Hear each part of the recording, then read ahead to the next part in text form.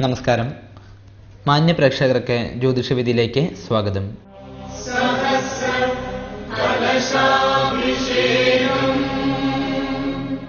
ജ്യോതിഷവിധിയിലെ ആദ്യഘട്ടമായ വാരഫലത്തിലേക്ക് നമുക്ക് കിടക്കാം. മേടം രാശി. അശ്വതിയും ഭരണിയും കാർത്തിക നക്ഷത്രത്തിന്റെ ആദ്യ കാൽഭാഗവും ഉൾച്ചേർന്നിരിക്കുന്നതായ മേടം രാശിക്കാർക്ക് ഈ വാരം തൊഴിലിൽ നിന്നുമുള്ള വരുമാനം വർദ്ധിക്കുമെങ്കിലും അനാവശ്യവും അപ്രതീക്ഷിതവുമായ ചിലവുകളാൽ ധനസ്തംഭനം ഉണ്ടാകാനിടയുണ്ട്. കുടുംബത്തിൽ പല വിധത്തിൽ പ്രശ്നങ്ങൾ ഉണ്ടാകാനും സാധ്യതയുണ്ട്. വിദ്യാഭ്യാസത്തിൽ അലസതയും വർദ്ധിക്കും. സോദരസ്ഥാനീയരുമായി കലഹത്തിനും ബന്ധുവിയോഗത്തിനും സാധ്യതയുണ്ട്. എല്ലാ കാര്യങ്ങളിലും വളരെയധികം ജാഗ്രത പുലർത്തേണ്ടതായുണ്ട്. ദോഷപരിഹാരാർത്ഥമായി വിഷ്ണുവെങ്കിൽ അർച്ചന മുതലായ വഴിപാടുകൾ നടത്തി പ്രാർത്ഥിച്ചു വരുന്നത് ഗുണം ചെയ്യും. ഇടവം രാശി. കാർത്തിക നക്ഷത്രത്തിന്റെ അവസാന മുക്കാൽ ഭാഗവും രോഹിണിയും മകീരം നക്ഷത്രത്തിന്റെ ആദ്യ പകുതിയും ഉൾച്ചേർന്നിരിക്കുന്നതായ ഇടവം രാശിക്കാർക്ക് ഈ വാരം തൊഴിൽ രംഗത്തെ വളരെ ശ്രദ്ധയോടുകൂടി നീങ്ങേണ്ട സമയമാണ്. പല വിധത്തിലുള്ള പ്രശ്നങ്ങളാണ് മനസ്സമാധാനക്കുറവ് അനുഭവപ്പെടും. ബന്ധുക്കളുമായി കലഹത്തിനും ദാമ്പത്യ ക്ലേശത്തിനും സാധ്യതയുണ്ട്. വീട്ടമ്മമാർക്കും ഉദ്യോഗസ്ഥരായ സ്ത്രീകൾക്കും ദോഷപ്രദമായിരിക്കുന്ന സമയമാണ് നടന്നുകൊണ്ടിരിക്കുന്നത്. കർമ്മമേഖലയിൽ ശത്രുത വർദ്ധിക്കാം എന്നതിനാൽ തന്നെ പ്രതിസന്ധികളെ ബുദ്ധിപരമായി നേരിടണം. അപമാന ഭയം ഉണ്ടാകാനും സാധ്യതയുണ്ട്. ദോഷപരിഹാരാർത്ഥമായി ഭഗവതിങ്കൽ ലളിതാ സഹസ്രനാമ അർച്ചന വഴിപാട് നടത്തി പ്രാർത്ഥിച്ചു വരുന്നത് ഗുണം ചെയ്യും. മിഥുനം രാശി. മകീരം നക്ഷത്രത്തിന്റെ അവസാന പകുതിയും തിരുവാതിരയും പുണർദം നക്ഷത്രത്തിന്റെ ആദ്യ മുക്കാൽ ഭാഗവും ഉൾച്ചേർന്നിരിക്കുന്നതായ മിഥുനം രാശിക്കാർക്ക് ഈ വാരം തൊഴിൽ രംഗം മെച്ചപ്രദം. നവീന കാര്യാരംഭത്തിന് ശ്രമിക്കുന്നവർക്ക് ഗുണപ്രദമായിരിക്കുന്ന സമയമാണ്. കുടുംബപരമായി പക്ഷേ അത്ര കണ്ട് ഗുണപ്രദമല്ല. ധനപരമായി വലിയ രീതിയിൽ ദോഷങ്ങൾക്ക് സാധ്യതയില്ല. ആരോഗ്യ കാരണങ്ങളാൽ മനസ്സ് വ്യാകുലമാകാൻ ഇടയുണ്ട്. എതിർപ്പുകൾ ഉണ്ടാകാമെങ്കിലും സധൈര്യം അതിനെ നേരിടാനും കഴിയും. വിദ്യാമൗഢ്യവും യാത്രാക്ലേശവും ഫലമാണ്. ദോഷപരിഹാരാർത്ഥമായി ശിവെങ്കിൽ പിൻവളക്ക് ഇളനീർധാര എന്നീ വഴിപാടുകൾ നടത്തി പ്രാർത്ഥിച്ചു വരുന്നത് ഗുണം ചെയ്യും. കർക്കിടകം രാശി.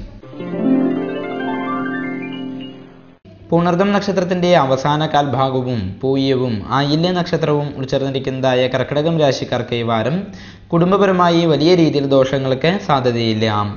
സാമ്പത്തിക ക്രമക്കേടുകൾക്ക് ഇടയുള്ളതിനാൽ കൊടുക്കൽ വാങ്ങലുകളിൽ ജാഗ്രത പുലർത്തുക. തൊഴിലിലെ പ്രതിസന്ധികളെ മറികടന്ന് വിജയം കണ്ടെത്താൻ കഴിയും. ഉത്തരവാദിത്വമേറിയ ചുമതലകൾ ഭംഗിയായി നിർവഹിക്കാനും സാധിക്കും. പിതൃസ്ഥാനീയർക്ക് അത്ര കണ്ട് ഗുണപ്രദമല്ലാത്ത സമയമാണ് നടന്നുകൊണ്ടിരിക്കുന്നത്. ദോഷപരിഹാരാർത്ഥമായി ശ്രീ വിഘ്നേശ്വര സ്വാമി ക്ഷേത്രത്തിൽ ദർശനം നടത്തി പ്രാർത്ഥിച്ചു വരുന്നത് ഗുണം ചെയ്യും. ചിങ്ങം രാശി.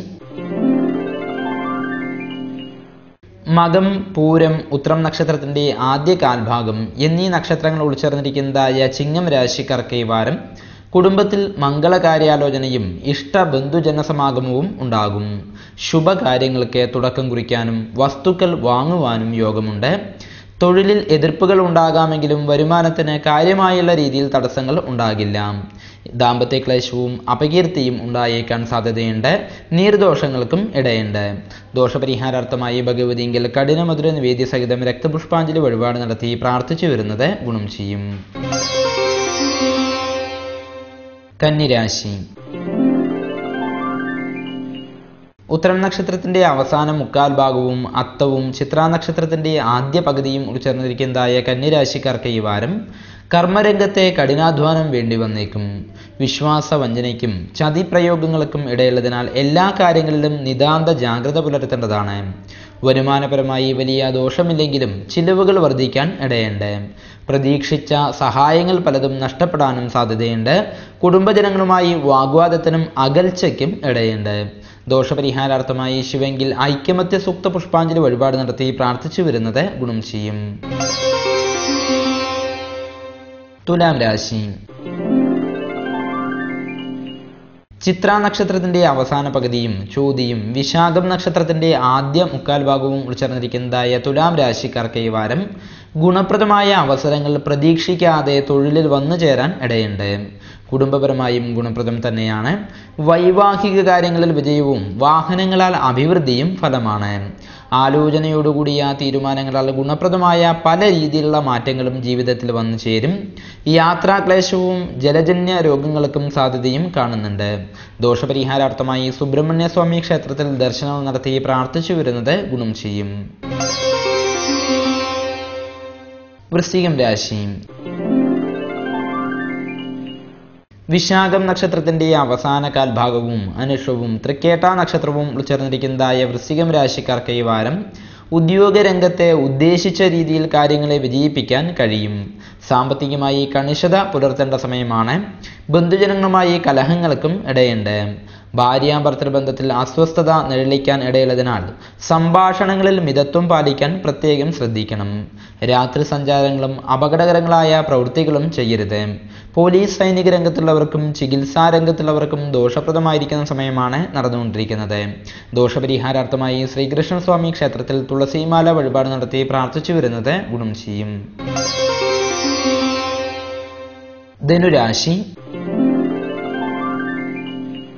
മൂലം, പൂരാടം, ഉത്രാടം നക്ഷത്രത്തിന്റെ ആദ്യ കാൽഭാഗം എന്നീ നക്ഷത്രങ്ങൾ ഉൾച്ചേർന്നിരിക്കുന്നതായ ധനുരാശിക്കാർക്ക് ഈ വാരം കർമ്മമേഖലയിലെ പ്രശ്നങ്ങൾക്ക് പരിഹാരം കണ്ടെത്താൻ കഴിയും. കുഴപ്പം പിടിച്ച പല സാഹചര്യങ്ങളെയും അനായാസം മറികടക്കാനും സാധിക്കും. കുടുംബപരമായി വലിയ രീതിയിൽ ദോഷങ്ങൾക്ക് ഇടയില്ലെങ്കിൽ കൂടി ദാമ്പത്യ ക്ലേശത്താൽ മനസ്സ് അസ്വസ്ഥമാകും. വിദ്യാതടസ്സം, വിഷഭയം എന്നിവയും ഉണ്ടാകാം. തടസ്സത്തിലുള്ളതോ നഷ്ടപ്പെട്ടതോ ആയ ധനം ലഭിക്കാനും സാധ്യതയുണ്ട്. ദോഷപരിഹാരാർത്ഥമായി ശാസ്താവിങ്കൽ നീരാജനം മുതലായ വഴിപാടുകൾ നടത്തി പ്രാർത്ഥിച്ചു വരുന്നത് ഗുണം ചെയ്യും. മകരം രാശി. ഉത്രാടം നക്ഷത്രത്തിന്റെ അവസാന മുക്കാൽ ഭാഗവും തിരുവോണവും അവിട്ടം നക്ഷത്രത്തിന്റെ ആദ്യ പകുതിയും ഉൾച്ചേർന്നിരിക്കുന്നതായ മകരം രാശിക്കാർക്ക് ഈ വാരം ആപദ്ഘട്ടങ്ങൾ ഉണ്ടാകാമെങ്കിൽ കൂടി ആത്മാർത്ഥ സുഹൃത്തിന്റെ അവസരോചിതമായ ഇടപെടലുകളാലും ഈശ്വര സഹായത്താലും രക്ഷ നേടാൻ കഴിയും. ആദായം വർദ്ധിക്കാൻ ഇടയുണ്ടെങ്കിലും അനാവശ്യമായ ചിലവുകളും വന്നു ചേരാൻ ഇടയുണ്ട്. സൽക്കാര്യങ്ങൾക്കായും ദൈവീക കാര്യങ്ങൾക്കായും ധനം ചെലവഴിക്കും. കുടുംബത്തിൽ അകൽച്ചയ്ക്കും സാധ്യതയുണ്ട്. രാജപ്രീതി, സജ്ജന ബഹുമാന്യത എന്നീ ഗുണങ്ങളും പ്രതീക്ഷിക്കാം. ദോഷപരിഹാരാർത്ഥമായി വിഷ്ണുവിങ്കിൽ യഥാവധി വഴിപാടുകൾ നടത്തി പ്രാർത്ഥിച്ചു വരുന്നത് ഗുണം ചെയ്യും. കുംഭം രാശി. അവിട്ടം നക്ഷത്രത്തിന്റെ അവസാന പകുതിയും ചതയവും പൂരുരുട്ടാതി നക്ഷത്രത്തിന്റെ ആദ്യ മുക്കാൽ ഭാഗവും ഉൾച്ചേർന്നിരിക്കുന്നതായ കുംഭം രാശിക്കാർക്ക് ഈ വാരം തൊഴിൽ രംഗം ശോഭനമാണ്. സഹപ്രവർത്തകരുടെ സഹകരണത്താൽ പ്രവർത്തനങ്ങൾ സുഗമമായി മുന്നോട്ട് നീങ്ങും. പ്രതിസന്ധികളെ സധൈര്യം നേരിട്ട് വിജയം കൈവരിക്കാനും സാധിക്കും. കുടുംബത്തിൽ അസംതൃപ്തി നിഴലിക്കാൻ ഇടയുണ്ട്. വാക്കുകളിലെ പിഴവ് മൂലം കലഹങ്ങൾക്കും സാധ്യതയുണ്ട്. പല വിധത്തിലുള്ള ചിന്തകളാൽ മനസ്സ് അസ്വസ്ഥമാകാനും സാധ്യതയുണ്ട്. ദോഷപരിഹാരാർത്ഥമായി ശാസ്താവിങ്കിൽ പായസം മുതലായ വഴിപാടുകൾ നടത്തി പ്രാർത്ഥിച്ചു വരുന്നത് ഗുണം ചെയ്യും. മീനം രാശി. പൂരുരുട്ടാതി നക്ഷത്രത്തിന്റെ അവസാന കാൽഭാഗവും ഉത്രട്ടാതിയും രേവതി നക്ഷത്രവും ഉൾച്ചേർന്നിരിക്കുന്നതായ മീനം രാശിക്കാർക്ക് ഈ വാരം കുടുംബാന്തരീക്ഷം സമാധാനപ്രദമാകും. പുതിയ പ്രവർത്തനങ്ങൾ ആരംഭിക്കുന്നവർക്ക് ഗുണപ്രദമാണ്. അവസരങ്ങൾ യഥാവിധി പരിഗണിച്ച് വിജയം നേടാൻ കഴിയും. ദാമ്പത്യ സൗഖ്യം, യാത്രാഗുണം എന്നിവയും ഉണ്ടാകും. ധനസംബന്ധമായ തർക്കങ്ങൾക്കും സാധ്യതയുണ്ട്. സഹായികളാലോ സോദര സ്ഥാനീയരാലോ അനിഷ്ടങ്ങൾക്കും ഇടയുണ്ട്. ഉയർന്ന വ്യക്തികളുമായി അടുത്ത ബന്ധം സ്ഥാപിക്കാനും ഈ വാരം കഴിയും. ദോഷപരിഹാരാർത്ഥമായി ഭഗവതിങ്കിൽ ഭാഗ്യസൂക്ത പുഷ്പാഞ്ജലി വഴിപാട് നടത്തി പ്രാർത്ഥിച്ചു വരുന്നത് ഗുണം ചെയ്യും.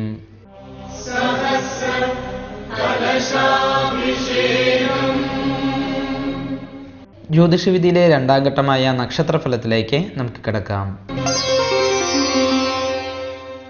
ഉത്രാടം നക്ഷത്രം. 2 നക്ഷത്രങ്ങൾ അടങ്ങിയ ഒരു ഗണമാണ് ഉത്രാടം നക്ഷത്രം. സൗമ്യമായ മുഖഭാവം, മൃദുവായ സംഭാഷണ രീതി, സർവോപരി പ്രസന്നത ഇവയെല്ലാം ഇവരുടെ മുഖമുദ്രയാണ്. എല്ലായ്പ്പോഴും മുന്നേറ്റം ആഗ്രഹിക്കുന്ന വ്യക്തികളാണ് ഉത്രാടം നക്ഷത്രത്തിൽ ജനിച്ച മിക്കവരും. കുലീനതയോടുള്ള ആകൃതിവിശേഷം, ലളിതവും ഉചിതവുമായ വേഷവിധാനം ഇവയെല്ലാം ഇവരെ ഏത് രംഗങ്ങളിലും മാന്യത ലഭിക്കുവാൻ ഇടവരുത്തുന്നു. ഒരു കാര്യത്തിൽ ഏർപ്പെട്ട് കഴിഞ്ഞാൽ പിന്നെ അതിൻ്റെ അവസാനം വരെ പരിശ്രമിക്കുക എന്നത് ഇവരുടെ ഒരു ശീലം തന്നെയാണ്. ഉത്രാടം നക്ഷത്രത്തിൽ ജനിച്ച മിക്കവരുടെയും മുഖത്തോ അരയിലോ ഒരു മറുകടയാളം കണ്ടെന്നും വന്നേക്കും. കണ്ണുകളിൽ ഒരു ചുവപ്പ് നിറവും ഉണ്ടാകുന്നതാണ്. ധാരാളം സുഹൃത്തുക്കളെ ആകർഷിക്കുന്ന സ്വഭാവമുള്ള ഉത്രാടം നക്ഷത്രക്കാർ ഉപകാരസ്മരണ ഉള്ളവരും ആയിരിക്കും. മിതവ്യയവും ആത്മാർത്ഥതയും ഇവർ പ്രദർശിപ്പിച്ചുകൊണ്ടേയിരിക്കും. ഒരു കാര്യത്തിലും അലസത ഇഷ്ടപ്പെടാത്ത ഉത്രാടം നക്ഷത്രക്കാർ സമയത്തിന് വലുതായ പ്രാധാന്യം കൽപ്പിക്കുന്നവരാണ്. വാചാലതയും സൽഗുണങ്ങളും ഒത്തിണങ്ങിയ ഇവരുടെ ഹൃദയരഹസ്യങ്ങൾ ആർക്കും തന്നെ മനസ്സിലാക്കാൻ കഴിഞ്ഞെന്നും വരാറില്ല. എന്നുവെച്ചാൽ ദീർഘകാല സുഹൃത്തുക്കളോട് മാത്രമേ ഇവർ രഹസ്യ സ്വഭാവമുള്ള വിഷയങ്ങൾ സംസാരിക്കുകയുള്ളൂ എന്ന് സാരം. അഗാധമായ ഗുരുഭക്തിയും ഈശ്വരഭക്തിയും ഉള്ളവരായിരിക്കും ഇവർ. എല്ലാ വിഷയങ്ങളിലും കഴിയുന്നത്ര ആത്മാർത്ഥതയും ധാർമ്മികതയും പുലർത്തുന്ന ഉത്രാടം നക്ഷത്രക്കാർക്ക് മറ്റുള്ളവരെ ചതിക്കണമെന്നോ ഉപദ്രവിക്കണമെന്നോ ഉള്ള ചിന്ത ഉണ്ടായിരിക്കില്ല. പക്ഷേ ഈ മനോഭാവത്താൽ തന്നെ പല അനർത്ഥങ്ങളും ഇവർക്ക് വന്നു ചേരുകയും ചെയ്യും. ഇവർ അത്ര പെട്ടെന്ന് ഒന്നിനെയും വകവെച്ചു കൊടുക്കുകയോ വിശ്വസിക്കുകയോ ചെയ്യുകയില്ല.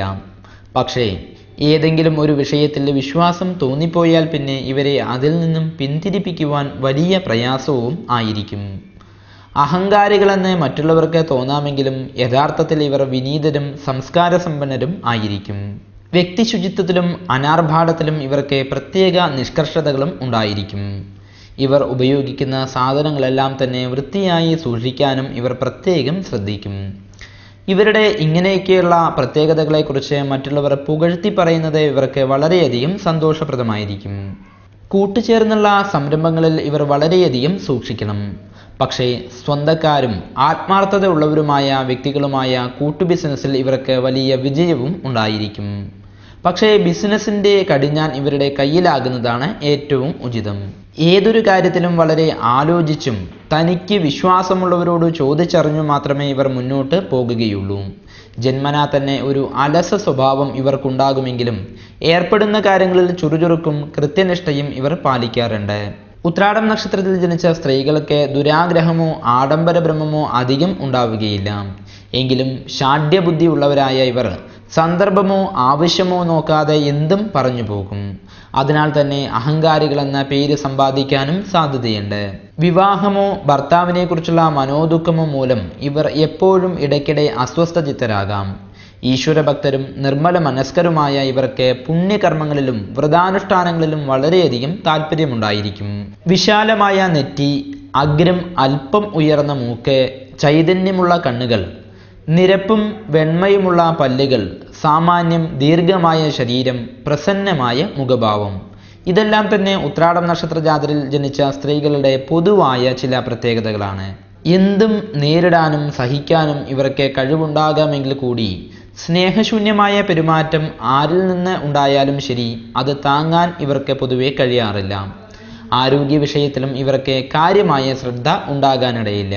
ഉത്രാടം നക്ഷത്രത്തിൽ ജനിച്ച വ്യക്തികളുടെ പ്രതികൂലമായിരിക്കുന്ന നക്ഷത്രങ്ങൾ അവിട്ടം, പൂരുരുട്ടാതി, രേവതി എന്നീ നക്ഷത്രങ്ങളും, ധനുരാശിയിൽ ജനിച്ച ഉത്രാടം നക്ഷത്രക്കാർക്ക് കർക്കിടകം രാശിയിൽ ഉൾപ്പെട്ട നക്ഷത്രങ്ങളായ പുണർദം, പൂയം, ആയില്യം എന്നീ നക്ഷത്രങ്ങളും, മകരം രാശിയിൽ ജനിച്ച ഉത്രാടം നക്ഷത്രക്കാർക്ക് ചിങ്ങം രാശിയിൽ ഉൾപ്പെട്ട നക്ഷത്രങ്ങളായ മകം, പൂരം, ഉത്രം എന്നീ നക്ഷത്രങ്ങളും പ്രതികൂലമായിരിക്കുന്ന നക്ഷത്രങ്ങളാണ്. ഈ നക്ഷത്രത്തിൽ ജനിച്ച വ്യക്തികളുമായി ആശയവിനിമയം ചെയ്യുന്നതും കൂട്ടുബിസിനസ്സിൽ ഏർപ്പെടുന്നതും ദോഷത്തിൽ കലാശിക്കും എന്നാണ് പൊതുവെയുള്ള വിശ്വാസം.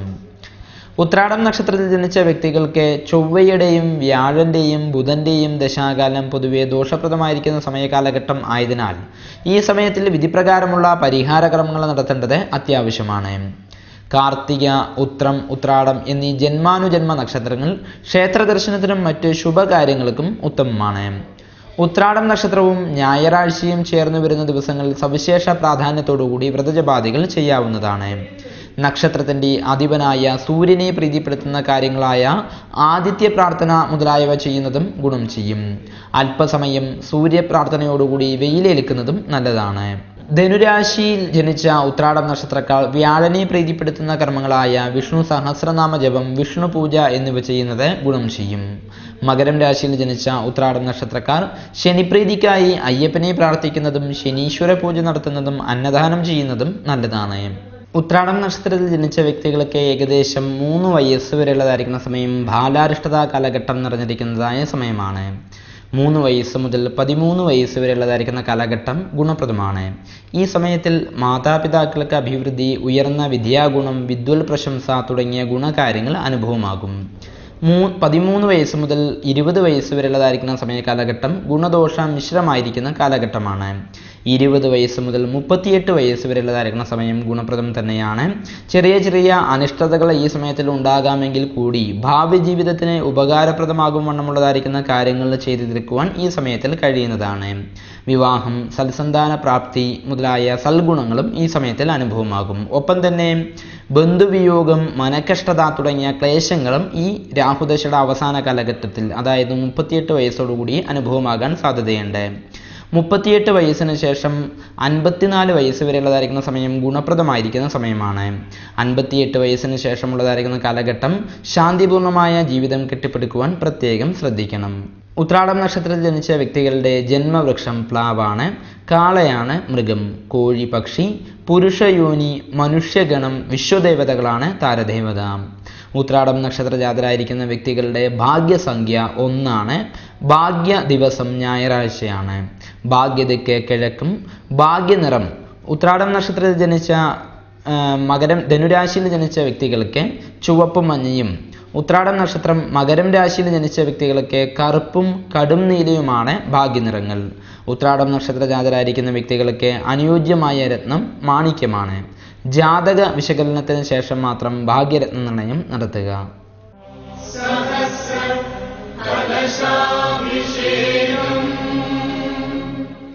ജ്യോതിഷവിദ്യയിലെ 3ാം ഘട്ടമായ കത്തുകളിലേക്ക് നമുക്ക് കിടക്കാം. ഒലിപ്പാറയിൽ നിന്നും കേശവനാണ് നമ്മൾക്ക് ഈ വാരം എഴുതിയിരിക്കുന്നത്. എൻ്റെയും ഭാര്യയുടെയും ജാതകത്തിൻ്റെ പകർപ്പ് കത്തിനോടൊപ്പം അയക്കുന്നുണ്ട്. ഞങ്ങളുടെ സമയപ്രകാരം ഇപ്പോൾ ഗുണമാണോ ദോഷമാണോ എന്നറിയണം എന്നുള്ളതാണ് പറഞ്ഞിരിക്കുന്നത്.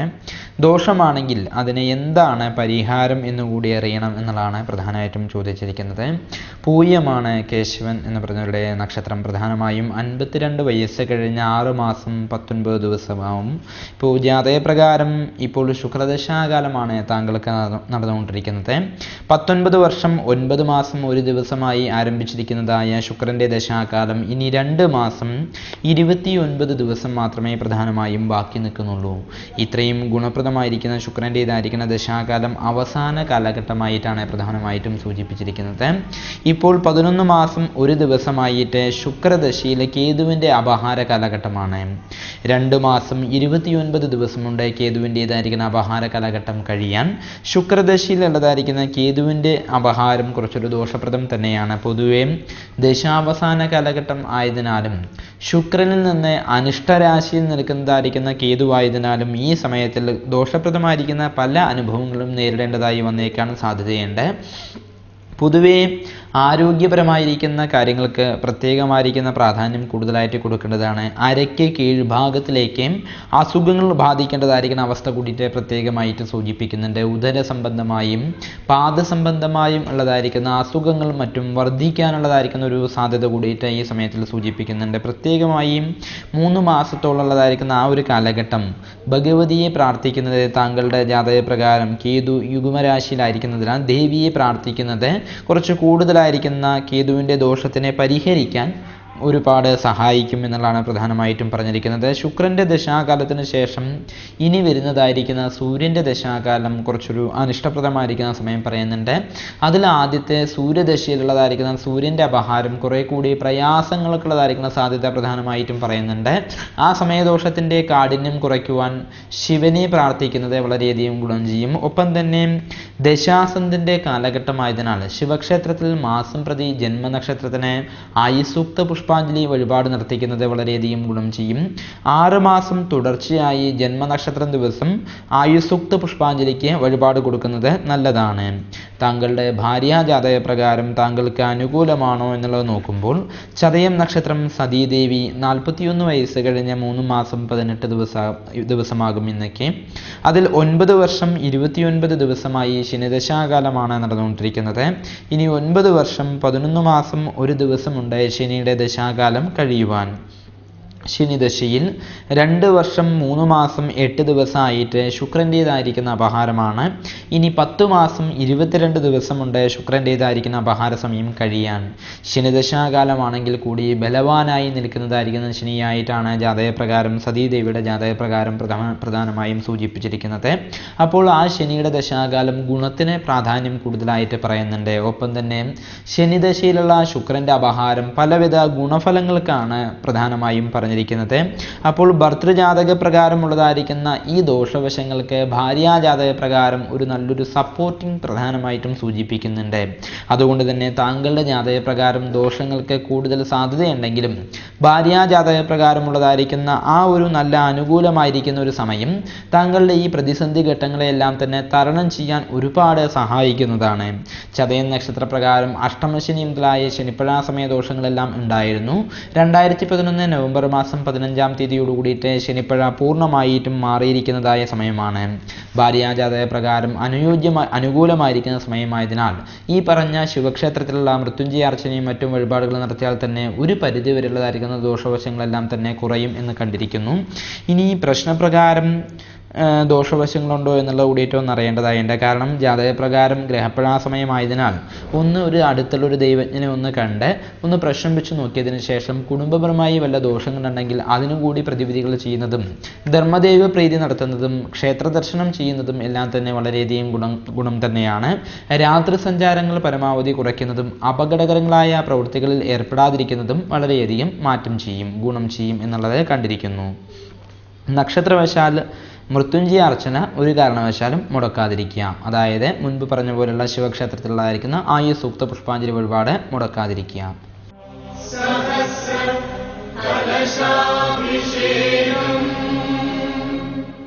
ഗ്രഹങ്ങളുടെ ചാരവശാലുള്ള സ്ഥിതിവിഗതികളെ കണക്കാക്കിയാണ് ജ്യോതിഷവിധി തിട്ടപ്പെടുത്തിയിരിക്കുന്നത്. ഓരോരുത്തരുടെയും ജനനസമയം അനുസരിച്ച് ഇതിൽ പറഞ്ഞിരിക്കുന്നതായ കാര്യങ്ങളിൽ ഏറ്റക്കുറച്ചിലുകൾ വന്നേക്കാം. നിങ്ങളുടെ യഥാർത്ഥ രീതിയിലുള്ള ഫലം അറിയുന്നതിന് ഒരു ദൈവജ്ഞനെ നേരിൽ സമീപിക്കുക. ജ്യോതിഷവിധിയെക്കുറിച്ചുള്ള നിങ്ങളുടെ അഭിപ്രായങ്ങളും നിർദ്ദേശങ്ങളും കത്തുകളും ഞങ്ങൾ എഴുതി അറിയിക്കേണ്ടതായ വിലാസം: the producer UTV Aditya N Manangode, Nenmara.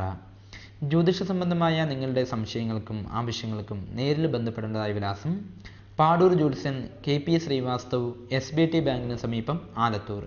Phone number 9447320192. ഈ ആഴ്ചയിലെ ജ്യോതിഷവിധി ഇവിടെ സമാപിക്കുന്നു. തിരുവോണം നക്ഷത്രത്തിൻ്റെ വിശേഷ ഫലങ്ങളുമായി അടുത്ത ആഴ്ച വീണ്ടും കാണാം. നന്ദി, നമസ്കാരം.